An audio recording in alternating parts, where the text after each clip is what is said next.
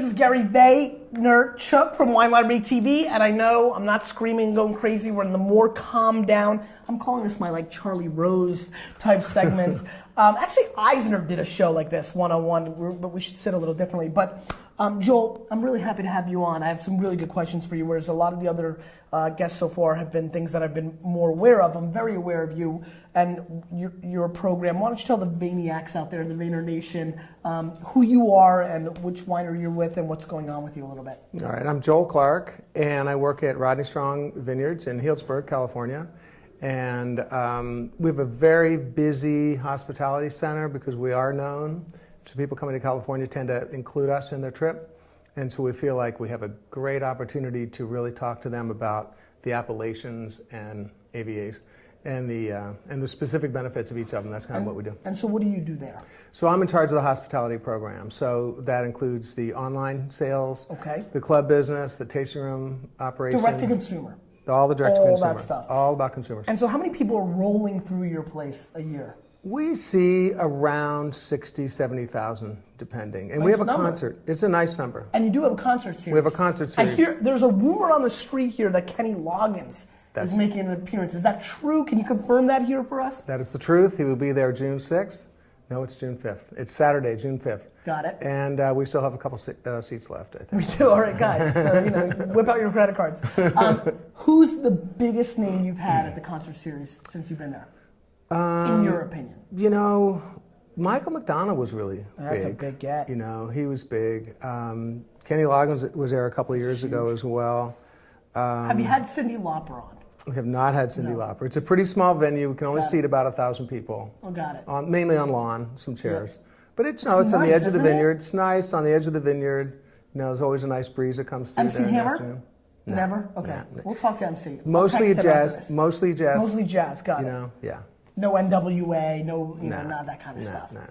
But you would accept that? Not now. Not yet. We can talk about it. We haven't. We haven't. Never. So Rodney Strong is such an iconic brand name. I mean, for me, getting in the wine business at 14, 15 years old, it was one of the first 10 to 20 names I remember from California. What's kind of new and exciting with you guys? And you don't have to make something up, have you guys kind of figured out what you are and you feel strong about what you're doing? Well, I mentioned AVAs, and Tom Klein's our owner, and it's family owned, and he's really strong about that because it had gone through some public ownership in the middle of its lifespan. It's 50 years plus now. Yeah. And how long has Tom now owned it? 21 years. Oh, much longer than I thought. 21 years. And the head winemaker's been there 30 years.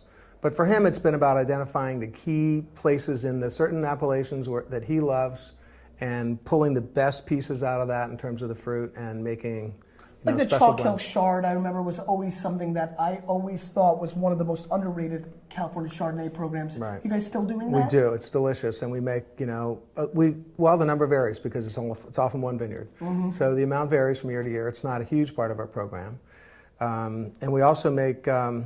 We have a single vineyard program now. Have you seen that with our Alexander Valley cabs? So we have 3 distinct areas inside of Alexander Valley. Has that been a hard story to tell? Do you think the consumers go overwhelmed? Because you guys have a lot of stories to tell. Well, when we're talking, or do you think they're just so important because they are that you have to go there? Well, it's something that we only hand sell. We pretty much only sell these direct. So we have the opportunity to talk to people about what they are. You're not worried about it getting lost in translation. Not so much. From the distributor or retailers. Not so much. I'm really happy you're here because I do feel from afar, and I don't know this, but you're going to help me answer this. Obviously I'm very passionate about Web 2.0, and now that's called social media. Right. I'm kind of, somebody who was in it early and built my brand there. I feel from afar that you guys may be one of the most progressive supporters of wine bloggers and this movement that I've ever seen. Tell me a little bit about that. Am I wrong? Am I right? Was this something conscious? From your standpoint, it fits kind of under your umbrella at some level.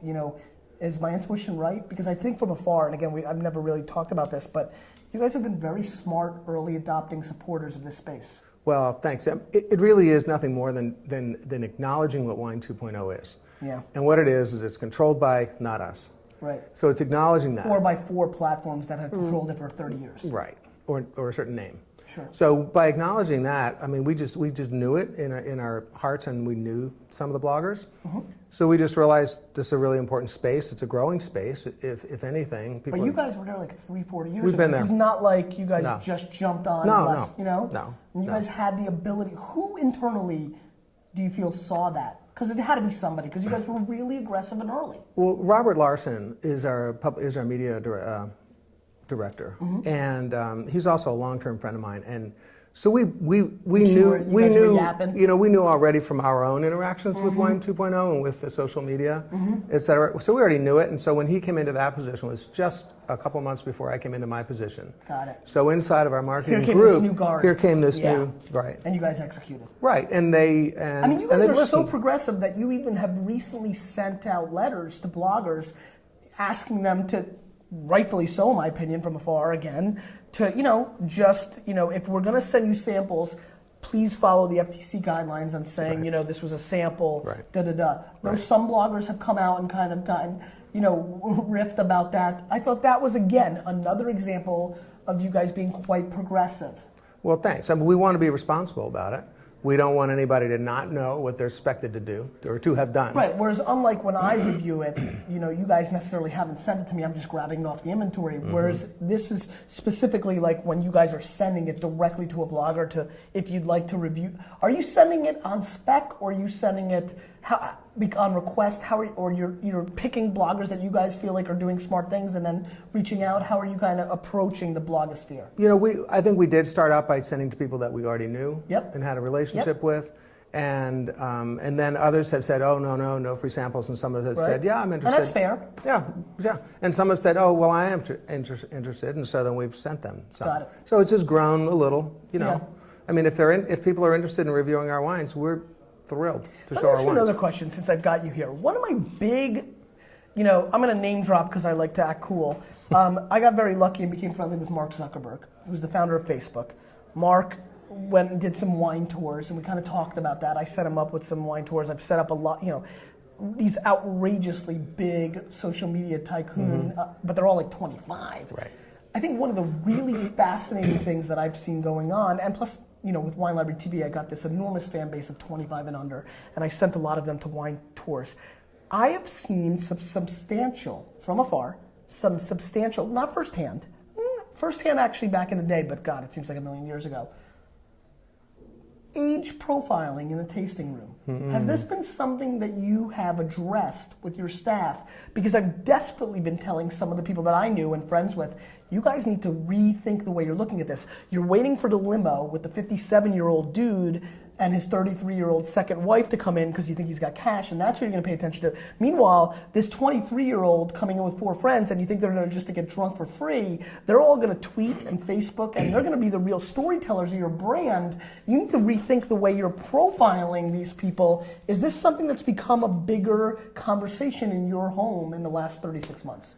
This is something we talk about in our home, yes. And we are really, really clear about it. One of the things I try to do is have a pretty diverse staff. You won't find that everybody's white and 50. You won't find that everybody's female and 40. Women. No. Right. And so, right at this point, I had 3 interns from Sonoma State University, no plug intended, Sonoma State, who are working with me now, and they're great. But I didn't only hire them because they were of the age. I hired them because of their interest level and because of their excitement. Passion. Yeah. And so, no, we absolutely do talk about it. When did that start hitting your radar? A couple years ago? I'd say about 3 years ago it really started to hit me. It just became so interesting to me. Please go ahead. But the profiling is it's an a huge issue. Deal, right? It's an issue with a lot of older staff who don't get it because they're trying to rack up the dollars at the end of the day. I'm old-fashioned that way, and I've heard you talk about relationships. Absolutely. This is how we build our business. Yeah. We don't build our business by saying every person walking in the doors, represents a certain amount of revenue. It really hits me in a very special spot because I used to come out here 25, 26 years old, one of the largest independent wine buying retailers in the country, but I wasn't front and center like I am now, and I used to get drilled, and I used to think, my God, but I don't care. I'm kind of like, I get it. Yeah. I mean, listen, I'm very competitive. I'm like, I'm going to put you out of business. So I did care. But I didn't really care. But it's really ironic and intriguing to see now all these people having voices. Plus, Napa and Sonoma and California wine country has a very unique situation because so many of the progressive voices and the people that are using these modern technologies are sitting right there in San Francisco. It's the hub. So you have this incredibly intriguing dynamic. Right, absolutely. And we are reaching out in terms of buying more and more print ads. Obviously, we're not doing that. We're trying to be more present in the interactive media, and be findable by iPhone when you're driving by. It's not because you're here and I'm sorry to interrupt. You guys have been outrageously progressive in that. I've been very impressed. I'm almost like, man, it feels like I'm, in those conversations, and we appreciate that. I think that's very smart, and you're paving the way as being a traditional, winery that has been around for not just 5 minutes. Right. I think there's a lot of people that have been in the business, whether they've been in business for 36 months or 36 years, that should be taking a page out of what you guys are doing. Thank you very much. Thanks for being on the show, buddy. You bet. You got to taste this Pinot. Oh yes, wait! Don't cut. He brought wine. I was so pumped that he was here because I've just been impressed with their work. Tell me about this Pinot. So this is our latest release of our Reserve Pinot Noir. Yes. And we have a really small lot program in our winery. This is terrible. Thank you. An awful wine. Are you glad you brought it up? I'm happy about it. Go ahead. Our owner says this is a cab lover's Pinot. You know what's really interesting? I'm sorry to interrupt you. It smells nutty. Nutty, yeah. On the nose a little bit for me. Okay, so cab lover's Pinot because it's big. Because he's a cab lover. Well, because it's big, but Do you want some? Yeah. But it's so. But anyway, but it's also so fresh and clean, and it's made in a really. And what's the suggested clean, price point of this? 40. God, there was a nuttiness kind of blew away already. Now we're getting a little more classic Pinot. It's Russian River Valley. We have Pinot Noir in several different parts of Russian River Valley, and so. Now, who says this is a cab lover's Pinot? Our Tom Klein, the gentleman who owns our company. It's funny. I don't necessarily make the connection because when I think of that, I think of some of the bigger Pinots, like where they get off balance. But I find a little more balance in this. I wouldn't. Thank you. Do you think he's prejudiced to Cabernet? He is. Are you willing to say that now on camera? Tom loves Cabernet. There's no question about it. But this is a Pinot. But look at the color. No, color's great. Deep red color. But it's not off balance. Not off balance at all. Anytime I hear Cabernet lovers Pinot, I say to myself, "Uh-oh, is this going to be too big for the varietal?" Just like my whole big spiel on Sauvignon Blanc, I'll bring it up again. Too many California winemakers try to make Sauvignon Blanc like Chardonnay here. Right. I think it screws it up. Right. I think a lot of people try to make Pinot Noir like Syrah more than Cab. Exactly. But I don't feel that here. No, this is delicate. It's refined. I get a little alcohol on this. It's got some alcohol. It's a hair young. Yeah. Very nice. Anyway, I thought you might like it. Cheers, man. All right, Thanks nice so to much see for being you. on. Thanks, Gary.